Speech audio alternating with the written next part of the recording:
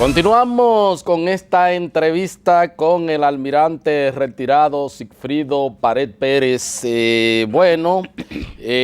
Otro caso que también pues inquietó porque salen de versiones oficiales. Estamos hablando de las autoridades del sistema eléctrico, pues han denunciado sabotaje a las líneas de alta tensión, a las torres de las líneas de alta tensión. Y todo esto, caso La Victoria, Najayo, Metro, y entonces quieren también tumbar las redes de alta tensión. Bueno, ¿hasta dónde que vamos? ¿Qué tiene que decir sobre este particular? Mira, eso es una acción muy preocupante, el hecho, porque todo el mundo que viaja por las carreteras del país ve estas torres, que son las que llevan las líneas de alta tensión a nivel nacional. Y a veces entonces uno observa cierto nivel de debilidad en cuanto a lo que es la protección de estas torres. Inclusive cuando yo vi la rueda de prensa me preocupé mucho más todavía por el hecho de que se estaba hablando de 14 torres y en el cual decían ellos, los especialistas, de que para poder retirar esos tipos de tornillos o de base tienen que ser personas que conocen bien el oficio. O sea, que ya sabemos que por lo menos hay personas que sean o son del campo, me refiero del campo eléctrico, claro, o tienen algún tipo de relación o conexión con el mismo. Ahora bien, lo más preocupante de todo esto es el hecho de que una institución como la CDEE, que gasta miles de millones de pesos y que le paga cada 2 o 3 meses 500, 600 millones de dólares a los generadores. O sea, yo entiendo que con una hora de lo que gasta la CDEE, se compra un sistema de circuito cerrado completo a nivel nacional para cada una de las torres. Yo entiendo que cada torre debe tener un sistema de alerta con cámara y circuito cerrado, y con unidades de reacción, porque este tipo de actividad o de actuación, de sabotaje, no se hizo en 10 minutos, se hizo con un tiempo prudente, porque desarticular o quitar los tornillos de 14 torres ya es un tiempo, claro, se necesita un buen tiempo. Y yo entiendo que si gastamos dinero en otros aspectos, eso es perentorio, porque la seguridad, eso no es un gasto, la seguridad es una inversión. Si cada una de esas torres tuviera una cámara o tuviera un sistema de alerta temprana, yo estoy seguro que desde la primera intención de afectar una torre de esta, se hubieran apresado a las personas. Claro, claro. Además, se hubiera podido dar inmediatamente con quiénes son los que están detrás de esto. Además de que es un elemento disuasivo per se, disuasivo porque ya de que se sepa eso, no todo el mundo espera. Además, hay que entender que estas torres, la mayoría, están en zonas apartadas. Sí. O sea, y no podemos tener un soldado, 2 soldados, 24 horas en cada una de esas torres.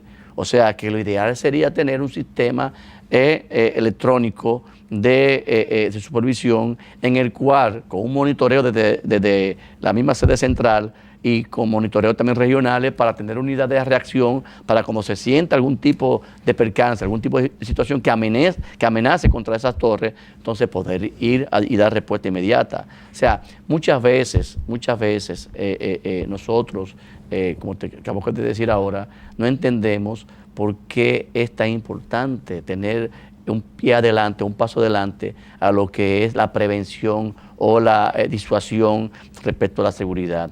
Y yo entiendo que ahora, tanto Rubén Bichara como aquellos que están encargados de la seguridad de la CDEE, yo entiendo que a partir de ahora tendrán que hacer las inversiones para poderse proteger estas torres a nivel nacional. ¿Cómo no?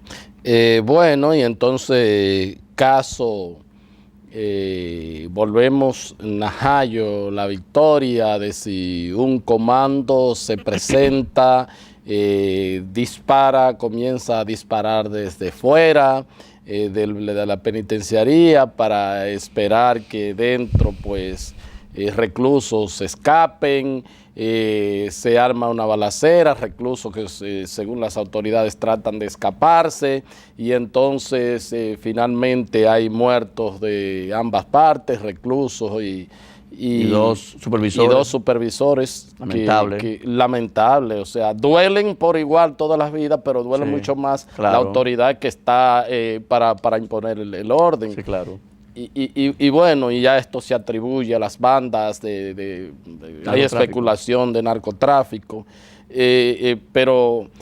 pero bueno, también pensar si hay algún tipo de complicidad de autoridades de las penitenciarías o algo así. O sea, mira, esta investigación la está llevando a cabo la Procuraduría General de la República y naturalmente con ciertos apoyos por parte de la policía, así como también del organismo de inteligencia. Yo entiendo que un tipo de actuaciones de esta naturaleza tiene que tener algún tipo de vinculación interna.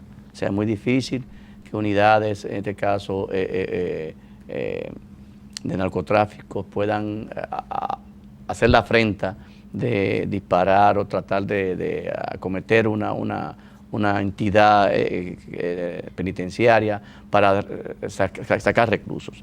Ahora bien, lo más importante en este tipo de situaciones es el hecho de que se sabe quiénes fueron ya, ¿tú me entiendes? Porque ya se tiene ya quiénes son los que agredieron, los que dispararon, se han apresado, así como también las bandas que están envueltas en este tipo de confrontaciones. Y eso es lo más importante, porque eso naturalmente baja lo que es la aspiración de cualquier otro grupo de hacerlo. En otros países suceden este tipo de cosas y nunca se sabe quiénes fueron los que lo hicieron. Aquí en República Dominicana, gracias a Dios, por lo menos hasta ahora, cada vez que se da una actividad de esta naturaleza, siempre son apresados o caen en intercambio de disparos. O sea que siempre las autoridades dan con las personas que son pocos los crímenes aquí de envergadura que quedan impunes. Gracias a Dios. Porque vamos entonces, se habló el caso de La Victoria, que parecía que tenían algún tipo de similitud, pero un recluso que según la prensa, el jueves está en Najayo, le dice a las autoridades, no me manden a La Victoria, que me están esperando para matarme.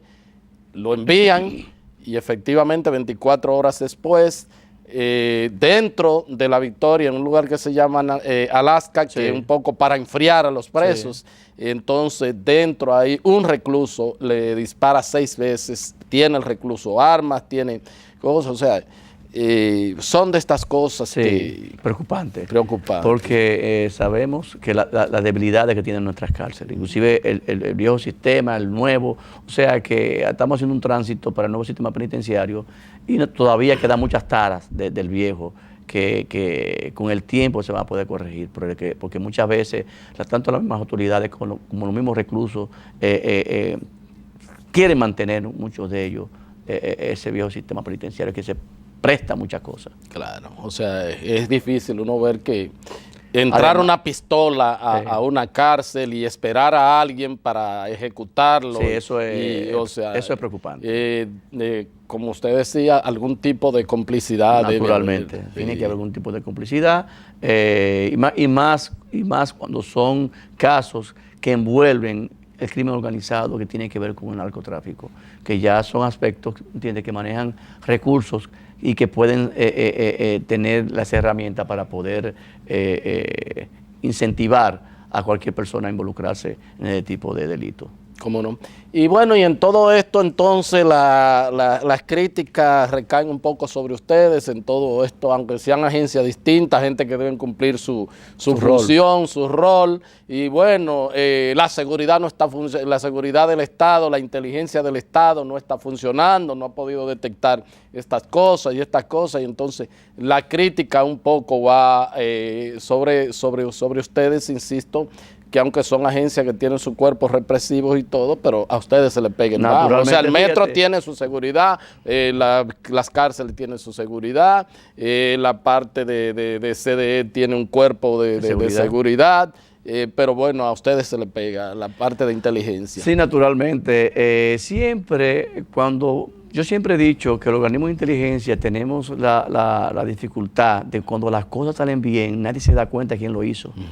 Cuando las cosas salen mal, entonces se le pega todo a uno. Entonces tenemos que cargar con ese peso.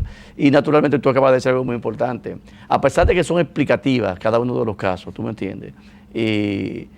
pero no se justifican frente, por ejemplo, a las autoridades de inteligencia, decir o querer justificarse cada uno. No, bueno, hubo ciertos fallos que tenemos entonces que sobre la base de estos acontecimientos tratar de mejorar ciertas cosas, tratar de eficientizar más diferentes aspectos, principalmente de lo que es las fuentes humanas, lo que es aquellos oficiales de inteligencia que se involucren más en lo que es recibir la información de humano a humano, que tiende a ayudar y que son muy reales, son muy positivas.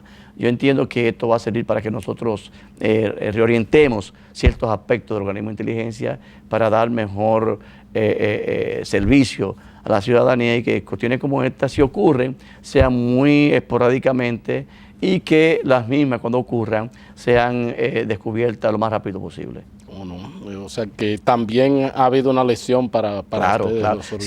Siempre en los organismos de inteligencia, cuando pasa algo, ya sea como éxito como fracaso, siempre se hace una mesa de estudio.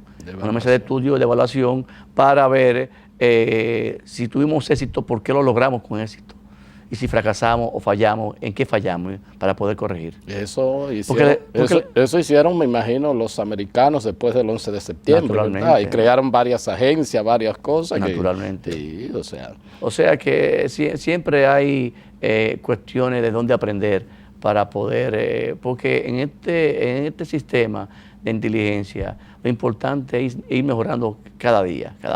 Porque como te dije al principio del programa, o sea, ahora mismo hay demasiadas informaciones. Ahora mismo todo el mundo está sobreinformado. Entonces, como tal, si tu organismo de inteligencia tiene que ver o luchar o tiene que darle protección a una población que está súper informada, sí, tu reto es mayor. Sí, claro, y discernir estas informaciones, claro, y cómo son. Y no adelantarse nunca a informar o a decir las cosas que todavía no están concluidas, para evitar cualquier tipo de desliz que pueda, en vez de dar tranquilidad a la ciudadanía, preocuparla más todavía. ¿Cómo no? ¿Se puede decir entonces usted, como director del DNI, que el asunto de la seguridad y de la tranquilidad de la nación, que no está amenazada, que no hay todo un plan coordinado y conjunto para desestabilizar la paz y la tranquilidad de la familia dominicana, del crimen organizado, de actividades delictivas que puedan atentar contra uno de los mayores tributos y activos que podemos vender a los inversionistas, al turismo, porque eso es lo que se ha sentido en esta semana, y con informaciones que han salido de las propias autoridades, entonces sí, estamos frente a que la seguridad del Estado está en peligro. ¿Está o no está? No está en peligro. La seguridad nacional está totalmente basamentada sobre un sistema de inteligencia bastante eficiente y que siempre ha dado con los resultados de la aspiración del pueblo dominicano. Son casos que se dieron ahora recientemente, son lecciones que vamos a aprender. Es importante también entender que las percepciones muchas veces nos juegan un papel bastante difícil, pero cuando concluyamos ya estas investigaciones de estos casos, veremos que realmente no había motivo de preocupación más que los hechos que se conjugaron en esta semana. Lo que pasa, señor almirante retirado, que también un poco, no solamente son las percepciones, sino que ayuda un poco cuando las autoridades dan una declaración, dan otra, eso es importante. o sea, cuando hay, a veces, sin tener los elementos probatorios necesarios, te dan una información. Bueno, primero fue una persona que se incendió, después que esto, después hay que desmentir, y después se concluye, entonces se entrega a la persona y se concluye que la persona es un terrorista. Sí. Mira, yo entiendo que estos casos ahora van a servir también de lección para este tipo de funcionarios que a veces se adelantan a dar la información públicamente sin tener los elementos constitutivos del hecho en sí. Entonces, como tal, es bueno entender que ninguna información puede darse en caliente. Las informaciones se dan ya cuando se ven todas las aristas, porque muchas veces lo que puede verse en un momento determinado, 10 minutos después cambia totalmente, como tú acabas de decir sobre el caso de este muchacho. O sea, lo importante más que todo es el hecho de que cuando se da una información a la prensa, y más cuando viene de los organismos oficiales, tiene que ser una información que esté totalmente sustentada en hechos probatorios y que la ciudadanía entienda que se le está sirviendo la realidad del caso que ha ocurrido. Sobre todo lo que usted dice con la parte de las informaciones incalientes, pues parece una sobrereacción, claro, de un poco calmar a la población, pero a veces sin tener pues todo amarrado. Todos los documentos, todas las evaluaciones, todas las informaciones. Entonces, y más en un país como República Dominicana, que aparte de que somos un país que es muy abierto en el sentido de que siempre hemos dicho de las fronteras que tenemos, todas las fronteras que tenemos, es un país que es líder del Caribe en el turismo, 5 millones de turistas en República Dominicana anuales. Líder de inversión extranjera. Líder de inversión extranjera, o sea, un país muy atractivo. Entonces, como tal, hay que tener mucho cuidado respecto a las informaciones que se emiten. Naturalmente, nunca esconder la verdad, claro, pero sí decirla cuando se tengan los elementos ya probatorios o los elementos ya que irremediablemente se dirige hacia lo que la gente aspira que sea la realidad. ¿Cómo no? Usted dijo, y yo vuelvo y le reitero en esta pregunta, usted dice que aunque ya puedan haber en el caso del metro ciertos elementos que induzcan algún elemento de terror, o sea, el acto en sí todavía no puede ser concluido como terrorismo todavía, hasta tanto ya los elementos constitutivos del mismo y que ya la persona que cometió el hecho sea evaluada totalmente o las vinculaciones que pueda tener, eso nos va a decir a nosotros cuando concluyamos si es terrorismo o no. ¿Cómo no? Y finalmente ustedes tienen su personal también en inteligencia detrás del crimen organizado, claro, vigilar también sujetos que entran de otros países y todas esas cosas. Eso está bien aceitado. Totalmente, inclusive tenemos siempre las evaluaciones de todas las personas que están ligadas de una manera u otra al terrorismo internacional, y de hecho también tenemos un departamento de antiterrorismo en el DNI que está muy actualizado y tiene un entrenamiento permanente y relaciones internacionales permanentes para poder nosotros dar respuesta a lo que es la tranquilidad del pueblo dominicano. ¿Cómo no? Me imagino que el muchacho del metro no estaba en el perfil del departamento de ustedes de antiterrorismo. No, porque como tú viste en el caso de ese muchacho de 21 años que nunca había tenido ningún tipo de